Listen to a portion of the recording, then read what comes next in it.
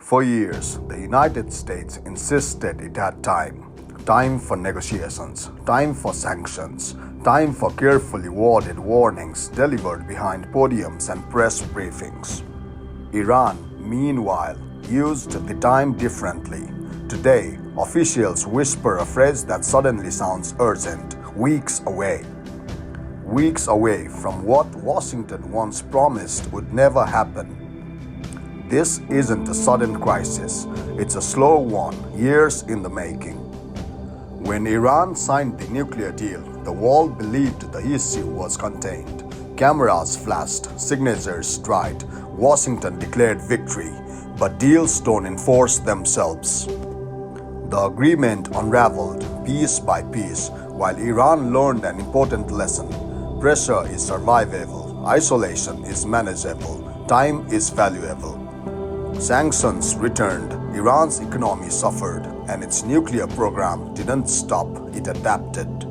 Centrifuges became more advanced, enrichment levels crept higher, inspections became limited. Washington responded the way it always does, with confidence. Maximum pressure, they called it. Iran heard maximum patience. Every year brought new warnings, every warning brought new red lines, every red lines faded. Iran didn't rush, it didn't need to, because while the US debated strategy, Iran refined capability. Officials in Washington repeated familiar phrases, all options are on the table. We will not allow Iran to obtain a nuclear weapon. This is a critical moment. Critical moments, it turns out, can last a decade. Now, intelligence agencies speak more carefully. They don't say Iran has a bomb. They say something more uncomfortable. Iran may be close enough. Close enough to produce weapons-grade material quickly. Close enough to shorten the decision window for everyone else. Close enough that prevention becomes reaction. And suddenly, urgency arrives, late but loud. Press briefings multiply, warnings grow sharper, concerns become visible.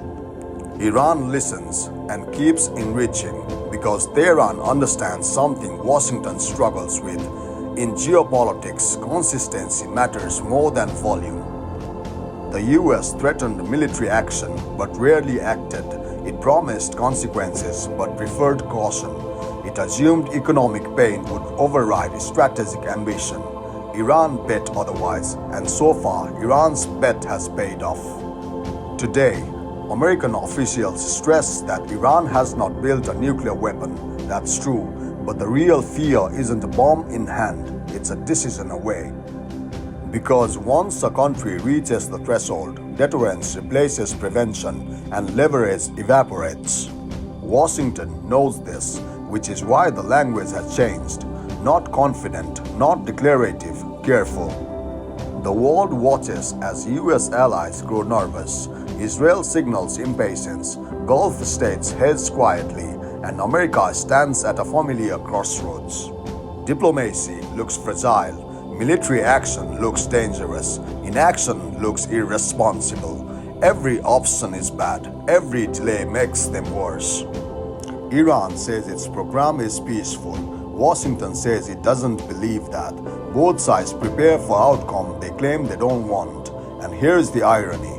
The same country that warned everyone about this moment now appears surprised at its arrival. For years, analysts said this path led here. For years, timelines shrank. For years, warnings piled up. But urgency is easier to express than resolve. Now the clock ticks louder, not because Iran changed suddenly, but because time ran out quietly. This is no longer about whether Iran wants a bomb. It's about whether the world can stop Iran if it decides to build one.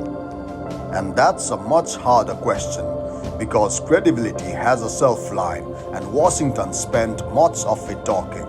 Iran didn't defeat the United States, it outweighted it. It survived sanctions, it absorbed pressure, it watched administrations change, strategies reset, priorities shift. Centrifuges don't care about elections.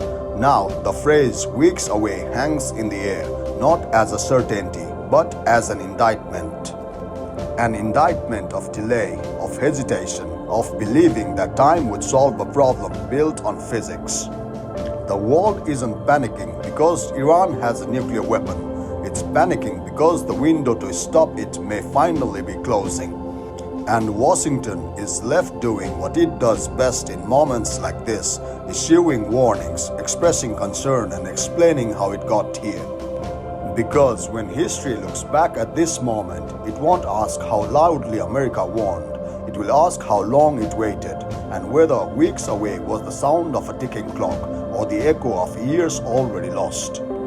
And now comes the quiet part, the part no one likes to say out loud. There is no clean solution left. If diplomacy works, it will come too late to restore trust. If sanctions tighten, Iran has already shown it can endure. If military action happens, the consequences won't stay contained. Not in the Middle East, not globally. Every path forward carries risk, and every risk traces back to years of delay. Washington still says it will not allow Iran to obtain a nuclear weapon, but the world has learned to listen not to promises, but to timelines. Weeks away is not a plan, it's a warning label. A warning that leverage is fading, that options are shrinking, that control is slipping. Iran understands this moment perfectly. It doesn't need to rush, it doesn't need to announce anything. Being capable is power enough, because once the threshold is crossed, even quietly, the rules change. Deterrence replaces prevention, fear replaces leverage, and explanations replace action. The real danger isn't a mushroom cloud tomorrow. It's a future where every crisis carries a nuclear shadow. And when that future arrives, history won't ask whether America was concerned. It will ask whether concern was ever enough. The clock isn't ticking because Iran sped up. It's ticking because the world awaited. And now, with the final seconds counting down, everyone is pretending this moment came out of nowhere. But it didn't. It was scheduled, ignored, delayed, and now it's here. History doesn't punish the loudest warnings, it punishes the longest delays, and the cost of waiting is about to be revealed.